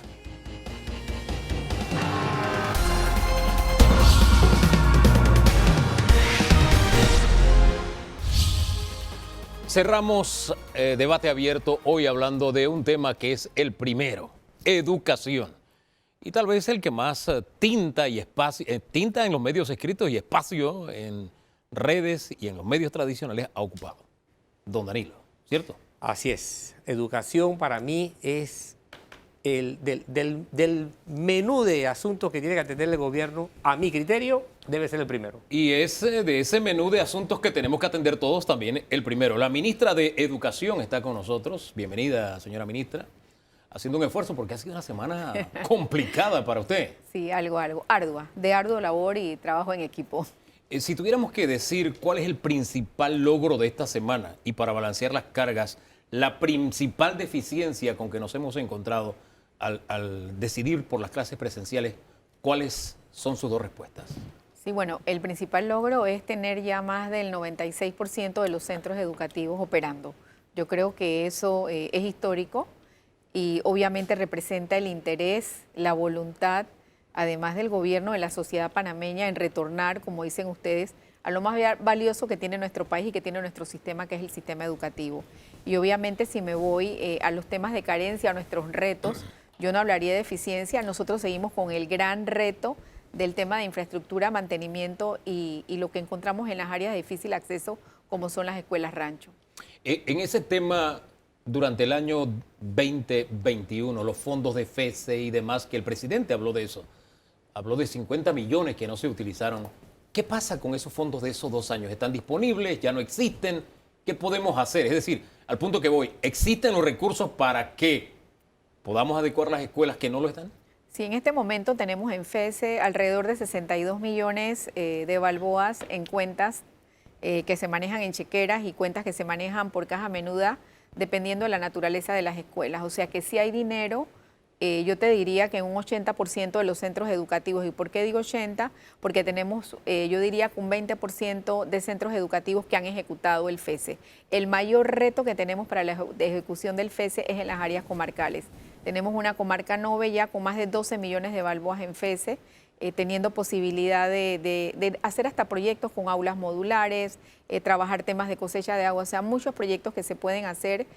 La comarca Gunayala también y algunas áreas de difícil acceso. Es verdad que tenemos que trabajar con convenio marco, que tenemos una serie de procedimientos que establece la ley, sobre todo por la transparencia del proceso de compra, que finalmente recae en un director, en un supervisor regional, y hemos establecido una mesa de trabajo no de ahora, prácticamente desde el año 2021, para poder generar esa celeridad. Creo que es parte del aprendizaje de todo esto, y de no estar dependiendo de qué te va a dar un Meduca cuando todos somos Meduca, sino de que la comunidad educativa tome la decisión de qué es más importante en una escuela, porque también es un tema de a qué le doy prioridad a la hora de comprar un insumo educativo o generar un proyecto educativo. Bien, esta es la versión de esta orilla, ¿verdad? Ahí está la Correcto. plata, todos estos millones, pero la versión de la otra orilla es demasiada burocracia. Acceder a esos fondos es ir cuesta arriba, señora ministra. ¿Qué se puede hacer para conciliar? De pronto el tema de la burocracia, disminuirlo, no sé. ¿Qué se puede hacer? Sí, y la burocracia a veces depende de regiones educativas, porque nosotros tenemos que trabajar con otras instancias, tenemos que trabajar con fiscalización de la Contraloría, tenemos que trabajar con comunidad educativa, pero yo sí quiero recalcar que tenemos escuelas de la comarca, escuelas de áreas urbanas y de áreas rurales que también ejecutan 100% los FESE.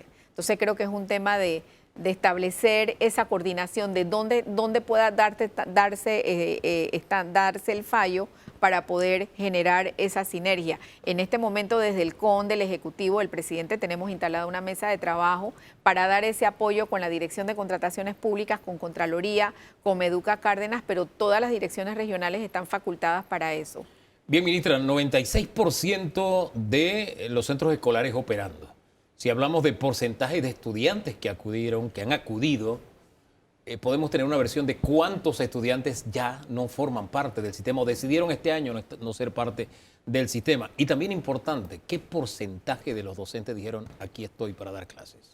Bueno, yo sí te tengo que decir que no hemos tenido ningún reporte hasta este momento. O mañana, lunes 14, inicia otro segundo grupo de más de 60 escuelas en lo que es Panamá Centro, San Miguelito, Panamá Norte, Panamá Oeste Cabecera, Arraiján y Chorrera. Y no hemos tenido realmente una situación de rechazo. Se han dado algunas propuestas de hacer ajustes en los horarios, pero yo quiero aprovechar estas cámaras y decir que el decreto 2077 del 1 de diciembre se mantiene firme con la disposición que es un año presencial. Obviamente hay algunas escuelas que están terminando proyectos de infraestructura y han tenido que hacer sus ajustes de otras estrategias, pero para el resto del país nosotros tenemos que cumplir con nuestro horario, con nuestro calendario, y no podemos estar generando otras acciones fuera del calendario lectivo, que es una norma y es un decreto ejecutivo que hay que cumplirse. Don Danilo. Sí, señora ministra, estamos en un año atípico de todo punto de vista. Fíjese que lo que llueve en medio del supuesto verano.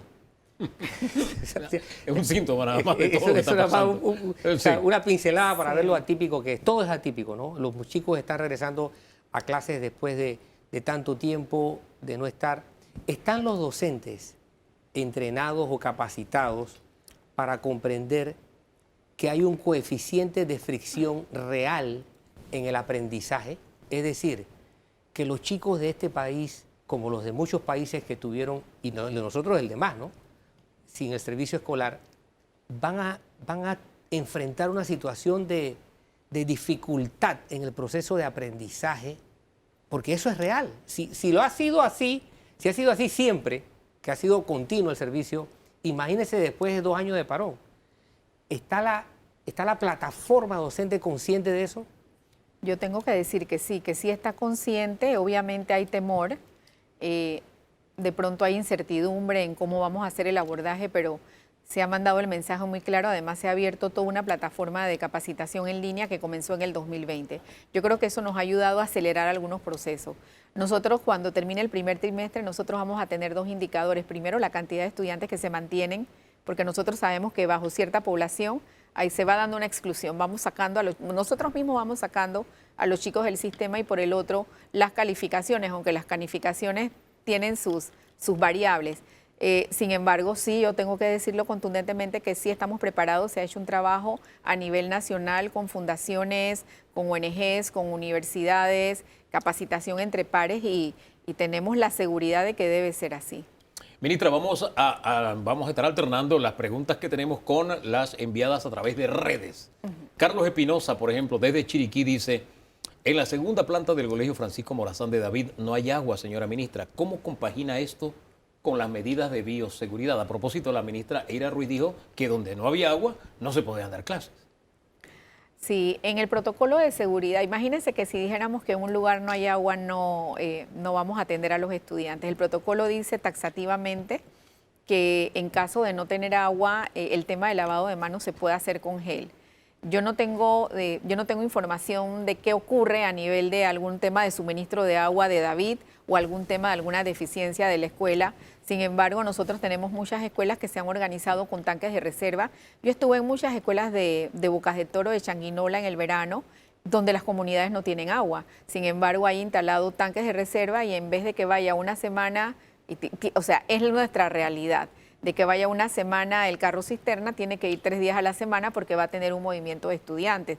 No podemos privar a los chicos de Pacora, San Martín, algunas áreas de Darién, porque no tienen agua. Entonces yo creo que sí es importante de que nuestros lineamientos y nuestros protocolos establecen claramente lo que hay que hacer en esos casos. O sea, el lavado de manos se puede reemplazar por el gel alcoholado, y es una medida mundial que en este momento se está teniendo. Así que habría que ver específicamente qué ocurre en esa segunda planta, si es un tema de bombeo, si es un tema de suministro, no sé. El tema es buscarle solución. Al final, fíjense que de muchos planteles enviaron problemas puntuales como este. Nosotros solamente tomamos de colegios, y no es por discriminar, pero sí de alguna forma colegios que resultan conocidos. Correcto. O resultan insignia. En Chiriquí elegimos este del Francisco Morazán porque el tema no es solamente agua. Los muchachos, mientras están en la escuela, tienen sus necesidades también físicas, y para eso el agua juega un papel importante. Claro. Entonces, vamos con lo que nos dice Maribel Rivera. Dice: muchos planteles como en el mío, la matrícula aumentó considerablemente. ¿Cuál será el mecanismo para nombrar más docentes lo más pronto posible? Nosotros hemos cumplido con la solicitud de nombramiento de personal docente. Tengo que decir que aún estamos en el trámite, cumpliendo esas necesidades de personal administrativo, porque obviamente estamos ante algunas situaciones presupuestarias entendibles propias de la pandemia, pero nosotros cumplimos con las solicitudes de personal docente. Tendríamos que ver escuelas o regiones muy puntuales.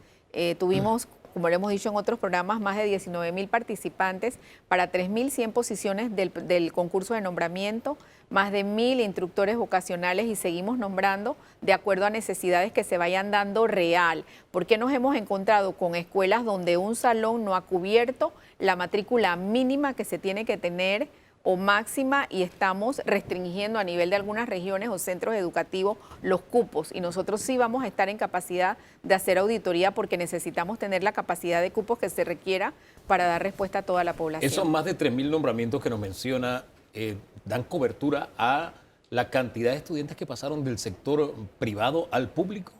¿O estamos asignando a los, o sobrecargando a los docentes? Esa cantidad de docentes viene desde el año 2021. O sea que sencillamente vamos en esa proyección de lo que se requiere de matrícula. Nosotros sí hemos tenido que hacer muchos ajustes de aulas temporales, de aulas modulares definitivamente, porque si sumamos 2021 y 2022 podemos hablar ya de 20.000 estudiantes en 2 años lectivos de la cantidad de estudiantes que están migrando. Y sí tengo que decir que en medio de las cosas positivas de la pandemia hemos tenido una solicitud de cupos de educación inicial y de los primeros grados que ningún otro año. Y ese es un fenómeno social que habría también que estudiar, porque creo que se habló tanto de educación, o sea, en lugares donde no teníamos una demanda tan alta. Y no es que hubo un aumento de la natalidad de 5 años para atrás, definitivamente. Entonces, eso ha sido muy positivo y estamos respondiendo con los educadores de los CEFA 6. Al final, ¿cuál ha sido la demanda, la migración? ¿Qué medida tenemos ya en la realidad, en la práctica? ¿Cuál ha sido la migración del sector privado al público? Sí, la migración se ha dado principalmente en regiones de las áreas urbanas como Panamá Centro, San Miguelito, Panamá Norte y Panamá Oeste. Prácticamente el 80% de la migración, y se ha dado para primaria. Ya para los estudiantes de premedia y media se ha dado, pero no tan significativamente. Si yo evalúo, yo pudiera decir que un 70% responde prácticamente a primaria. Yo sé que es difícil sacar a un chico después de tantos años de haber estado en su escuela, 8, 9, 10 años, pero sí hemos tenido las solicitudes mayores han sido para el nivel primario. Señora ministra, usted dijo que al cierre del primer trimestre ustedes van a ver algunas cifras que han tenido. En términos generales, ¿cómo va a ser el proceso de evaluación del personal docente? Y lo digo no solamente con respecto a lo que protocolarmente el Ministerio ha tenido que hacer con los docentes, que es evaluarlos de alguna u otra forma, sino por el hecho de que desde hace años ya veníamos discutiendo si el proceso de supervisión escolar en Panamá había mejorado con respecto al pasado. Por ejemplo, la época en cuando yo era estudiante. Yo recuerdo a mi escuela primaria cuando llegaba el famoso inspector de educación.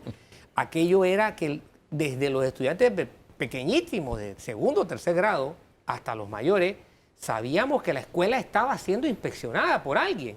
Correcto. Hoy en día eso como que nadie se da cuenta en una escuela. ¿Eso está ocurriendo así o ha cambiado? Bueno, nosotros hemos hecho mucho énfasis en retomar esa labor del supervisor nacional, de un supervisor regional, de un supervisor de área educativa. Tenemos alrededor de 400 supervisores para todo el país y yo creo que es importante entender de que sus funciones están normadas en el decreto 100. Pero por el otro lado, a raíz de todo este proyecto que se hizo de mejoramiento de la calidad educativa y que por eso se iban a dar 3 aumentos de salario que se dieron, etcétera, a los docentes, era cambiar el modelo de evaluación. Nosotros estamos del año 2017 en ese consenso de ese cambio de ese modelo, obviamente pudiendo proponer aspectos más cualitativos que cuantitativos en la evaluación o de calidad, y que nosotros debemos consensuar para este año porque es un compromiso de ese acuerdo de paro y es un compromiso incluso del proyecto integral de mejoramiento PINCE de la calidad educativa. Así que yo estoy segura que nosotros vamos a cantar victoria con nuestros docentes porque eso se maneja en una mesa con gremios, con comunidad educativa y donde hay casi un 80% de trabajo avanzado, tengo que reconocerlo, y la meta es tenerlo antes de que culmine entre el primer y segundo trimestre. Yo no quiero tirar la cédula, pero a mí me tocó vivir esos momentos de nervio.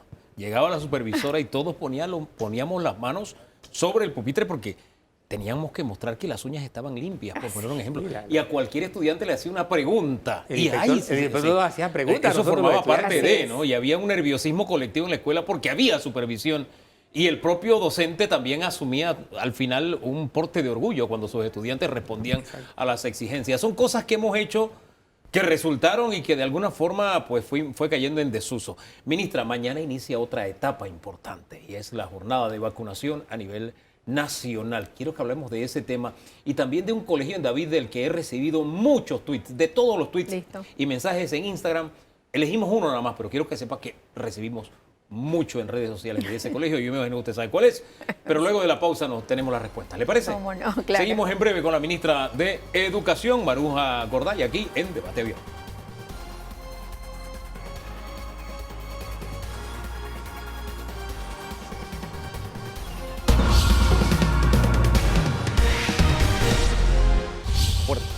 Estamos de regreso, hablamos del inicio de las clases presenciales este año y un poco anecdótico, viendo la realidad, planteábamos, ministra, que el estudiante que hoy llegó a tercer grado, entra a tercer grado, pasó de la casa al tercer grado.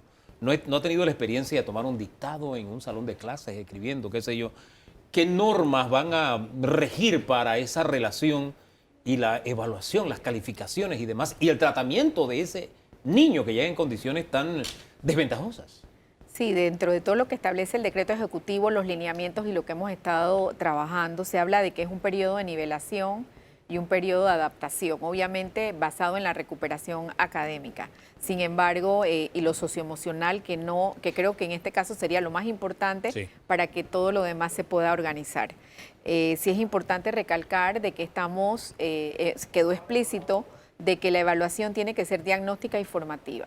Eso no implica de que no necesariamente pongas una calificación, pero es importante saber cómo está el niño. Le hablaba yo con unos maestros de 4º grado de que no vamos a llegar a tomar el libro de 4º grado. Nosotros tenemos que evaluar qué conoce el niño. Un niño de 4º grado debe desarrollar un párrafo, debe poder manejar el desarrollo del concepto de ideas a nivel de matemática. O sea, pero yo no puedo arrancar como si hubiéramos terminado en el 2021 el año anterior. Es que a mí se me antoja creer en la posibilidad, porque puede ser, que un estudiante que ha estado en clases, que ha usado la computadora o el celular, muy probablemente no sepa escribir, estando en 3er grado.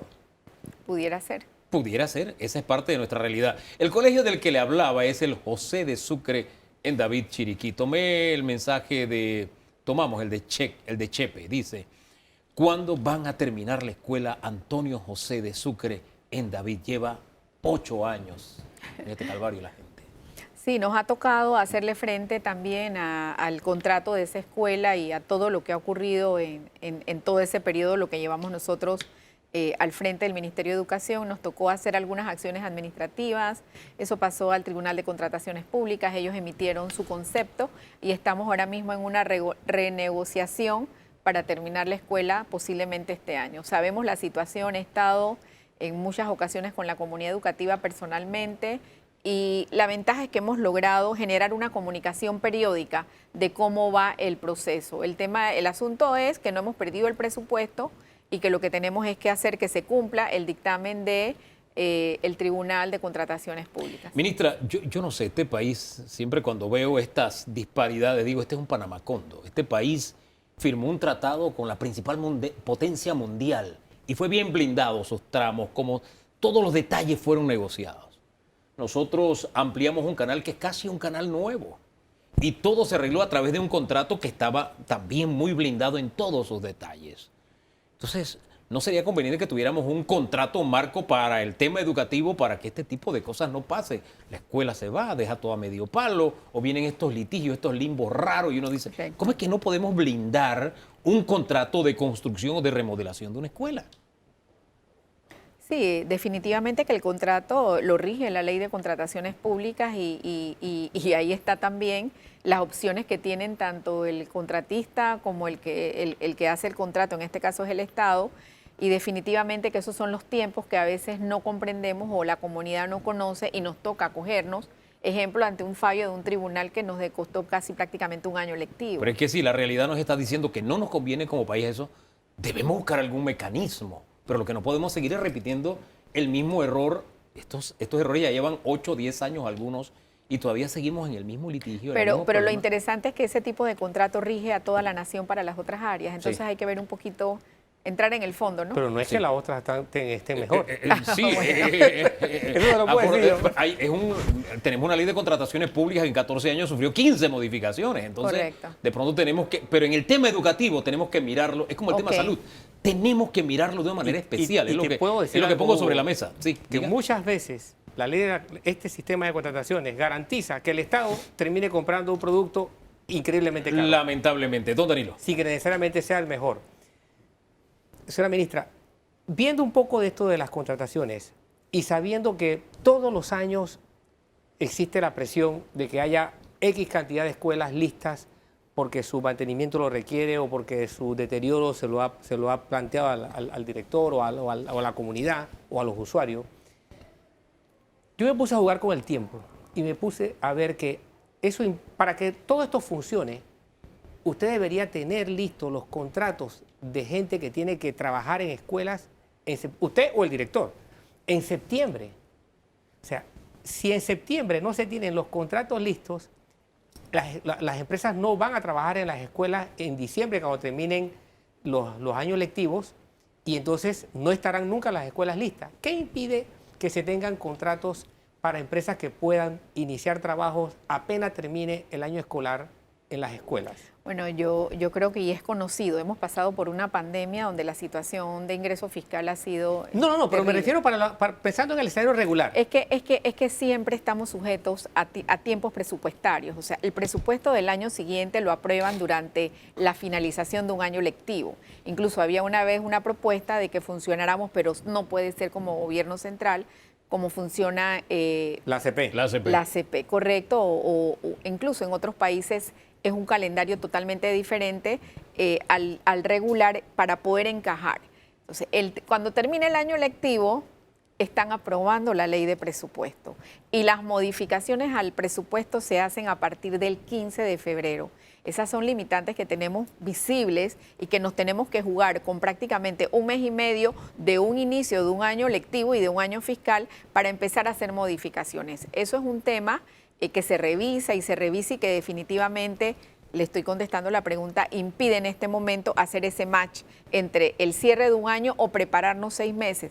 Obviamente hay aspectos que sí podemos prever, como lo es contrataciones que tengan el presupuesto, un presupuesto bianual o plurianual. Pero si son presupuestos nuevos, tenemos que esperar tener en línea o tener preparado toda la documentación, por lo menos entre noviembre y diciembre, para cuando se asigne el código La presupuestario. mejor definición de locura es esperar resultados distintos haciendo siempre lo mismo. Y ya tenemos más de 100 años de república y sabemos que esto es así. Esto que usted nos acaba de dibujar. Y ya hay que buscar un esquema distinto porque no nos está funcionando. Eso pasa también con el tema de mantenimiento del MOP, ¿no? Lo que pasa es que entra en vigencia en enero, febrero, está en línea. Hombre, tendremos que hacer algo. Pero lo que no podemos seguir es repitiendo el mismo error. Como país, fíjese que no digo el ministerio, como país debemos llegar a un acuerdo sobre eso. Zuley Bliss dice, ¿para cuándo estarán equipadas y listas las aulas de la Escuela de Costa Rica? Y habla de Costa Rica, y la recuerdo muy bien porque fuimos testigos a través de las noticias, ¿verdad?, de que la escuela está muy bonita, pero dice que no hay sillas. Sí, el acto público de la Escuela de Costa Rica, con alrededor de 10 escuelas más, y digo, si vamos a hablar de escuela, vamos a ver de cuáles me acuerdo, Sí. Tuvo una reclamación a través. La misma historia. Tuvo un reclamo y prácticamente nos demoramos entre 6 y 7 meses terminando de subsanar, revisando los documentos. El contenedor debe estarse entregando, me imagino, si no se ha entregado este fin de semana que pasó, entre lunes y martes, porque era una compra significativa, no de esa escuela, además de 12 escuelas, y era un acto bastante oneroso que obviamente las empresas que no se sienten beneficiadas empiezan pues con esto, lo que permite la ley de los reclamos hasta que nosotros podamos solventar. Bien, volvemos al tema de los contratos y de que tenemos que hacer algo con eso, porque al final, ¿quién es el que se queda sin silla? El estudiante. Totalmente. Y detenemos el presente y el futuro de los muchachos. Hay que hacer un cambio en ese tema. ¿Han ustedes pensado en esa posibilidad de presentar alguna reforma a la ley de contrataciones para que no sigamos en este marasmo de siempre? A través del Viceministerio Administrativo estamos viendo inclusive hacer algunas modificaciones hasta de uso del FESE y volver a revisar la ley de contrataciones públicas. Nosotros hemos participado en ambas, pero sí tengo que decirle que el tema de la ley de contrataciones públicas se ha hecho es para blindar prácticamente en los temas de transparencia del uso de las escuelas que también usan FESE, pero quiero aclarar, entendiendo de que no todas las escuelas tienen conectividad, nosotros logramos una certificación con AIG de más de 1.400 escuelas que nos tienen internet y pueden comprar directamente a proveedor. Entonces también es un tema que hablábamos al inicio, o sea, es un tema de cómo se organiza la escuela o esa región educativa para usar los fondos, en este caso del FESE, y tendríamos entonces que ver cómo pudiéramos hacer para mejorar lo que corresponde a educación vinculado a la ley de contrataciones En públicas. esa línea de la conectividad, el jueves creo que fue, en Comarca Nove, hubo un acto que creo que es significativo, señora ministra. ¿Por qué no nos habla de lo que pasó Sí, allá? tuvimos una acción de cooperación internacional con el gobierno de España, donde a través de una donación valorada en más de 80.000 balboas, además de generar conectividad, se pudieron instalar 2 aulas de tecnología digitales que además de la conectividad nos lleva a tener la posibilidad de estar conectados a las teleclases y una serie de plataformas digitales para los estudiantes. Fue la Escuela Plan de Georgia, definitivamente esto marca un hito en esa comunidad y genera esa conectividad no solo a la escuela, sino a los moradores de la región que se convierten en temas de seguridad ciudadana, capacidad de comunicación y de generar un desarrollo que empieza con lo que es el acceso a la información, que se da a través de la conectividad. ¿Cuándo ingresan a clase los estudiantes de la secundaria, principalmente Santa Librada? Dice, primer ciclo, aún no tiene fecha de inicio, no hay agua, no han terminado de construir. ¿Qué les dice Santa Librada? Primer ciclo de Santa Librada es, si mal no recuerdo, debe estar para la semana del 21 de marzo. Eso tiene conocimiento los directivos. La directora regional ha hecho un trabajo significativo allá. Esa es una obra que también quedó abandonada, al igual que la Escuela República de Italia que está al lado. Sin embargo, tuvimos que hacer de todo para dar respuesta al primer ciclo y abrir un segundo ciclo para evitar que 800 estudiantes tuvieran que trasladarse a otros sectores del país o sobre todo contener a la población en ese lugar y garantizar la trayectoria. Es que el desgaste y el doble esfuerzo y a veces triple esfuerzo que se tiene que hacer por este tipo de normas, me dice, hay algo que tenemos que corregir. Ministra, mañana comienza una nueva etapa, la vacunación en las escuelas. Hablemos de esa etapa y de cómo se va a manejar el tema. Había confusión en esta norma de que si tú no has respondido la petición, no la has firmado, se toma como que sí se puede vacunar al niño, qué sé yo. Dele tranquilidad a la población. Sí, yo creo que es sumamente importante y qué bueno, Hugo, que me hace esa pregunta. Bueno, mañana inicia a nivel nacional el programa de vacunación escolar que incluye la vacuna del COVID. Recuerden que tuvimos prácticamente 2 años sin tener acceso los menores de edad a ese programa y sobre todo los niños de primaria, que son los que se benefician de este programa. El programa se rige desde el día 1 que se creó con una notificación del padre de familia. Los chicos más grandes, los papás le hacen una nota y se anexa la tarjeta de vacunación. Todo programa de vacunación que sea en el centro educativo tiene que tener la autorización del padre de familia, hasta la vacuna de la gripe, las gotitas que te ponen de hierro, por poner un ejemplo. Obviamente, para la vacuna del COVID estamos pidiendo la autorización del padre de familia. Yo creo que quizás la confusión se dio porque cuando se abrió la vacunación, que no estábamos en clase, yo estuve en el Instituto América, en el Moscote, en varias escuelas donde había vacunación y los chicos entre 14, 15, 17 años estaban solos, pero era porque se abrió a la comunidad. Cuando estamos en la escuela bajo otro concepto de quién es el responsable, el padre siempre debe autorizar y este tema es un tema que ya había quedado claro de que para la vacuna del COVID, por lo que implica el procedimiento, debe tenerse autorización del padre de familia. Inclusive los niños de primaria, los niños pequeños que los papás quieran asistir, y creo que va a ser así porque yo lo haría con mis hijos también, si hubieran estado pequeños, puede acompañar al niño a ese día porque sabemos que esa vacuna tiene un protocolo diferente que el resto de la vacuna. No necesariamente es que es peor o mejor, sino que el protocolo de esperar 5 minutos, tomar los datos, los niños de pronto tienen muchos años o quizás sean la primera vez que se vacunen algunos, pero sí es importante saber de que hemos tenido un gran avance, tenemos más del 80% de la población entre 5 y 11 años, la información fue dada en el último Consejo de Gabinete, ya vacunado. Yo creo que eso es un logro y eso nos quita un poco el estrés de que pudiera darse una situación de alerta sanitaria por la cantidad de estudiantes que ya entre el 14 y el 21 prácticamente estaríamos casi con el 100% de la población esperada de estudiantes. No se va a tocar estudiantes que no tengan la aprobación o el visto bueno de sus padres.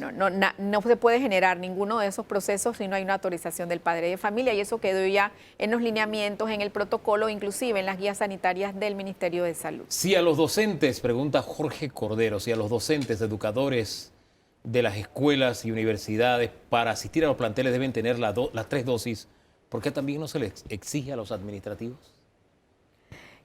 La verdad que prácticamente nosotros hemos logrado más del 95%, yo creo que estaríamos ya quizás en el 98, el 95 fue al 30 de enero del personal vacunado, incluyendo los administrativos. Como yo siempre digo, habría que ver casos y casos, pero sí hemos tenido una respuesta muy positiva en relación a la vacuna y definitivamente yo soy testigo de que con una segunda dosis realmente yo no tuve mayores síntomas, estuve en mi casa por guardar las medidas, no se le contagió a mis familiares cercanos y así es para todo el mundo. Usted tiene ya esa protección híbrida de la que hablaba hace un rato el doctor Xavier Sáenz Lloren, que también hizo votos de que estos mensajes de fake news y demás no tengan ninguna influencia en lo que es ese proceso de vacunación distinto a COVID, todas esas otras vacunas que se aplican en la escuela. Ministra, gracias por atender siempre el llamado, debate abierto. para orientar a la población. Un último mensaje, 30 segundos nada más. Bueno, aprovechar la oportunidad de que tenemos un sistema educativo abierto, de que hemos iniciado clases con retos, con desafíos después de 2 años, que estamos en un proceso de nivelación y adaptación, pero sobre todo, lo que yo siempre digo, esa vocación, ese servicio, ese amor que debemos demostrar en nuestra vocación como docentes y generar esa conformidad del estudiante y esa empatía para recibirlos con alegría. Esa debe ser la actitud que debemos tener todos los panameños, porque al final estamos hablando no del futuro, don Danilo, como se dice eufemísticamente, los estudiantes son el presente también. Si no atendemos su presente, no habrá futuro. Así es, los estudiantes son el presente. Así mismo es. Son la mejor garantía presente. Sí, la mejor garantía y la garantía más honesta. Y tenemos nosotros que ser honestos con lo que vamos a hacer en este proceso, que es lo mejor para ellos y eso es lo mejor para el país. Nos vamos. Gracias por la sintonía. El próximo domingo juntos otra vez. Esta tarde la edición completa en Eco TV a las 3. También lo puedes sintonizar. Y en la plataforma de YouTube también de Telemetro Reporta disponible el programa como siempre. Hasta el otro domingo. De aquí entonces hacemos el esfuerzo y nos regalamos la mejor semana de nuestras vidas. ¿Le parece? Bendiciones.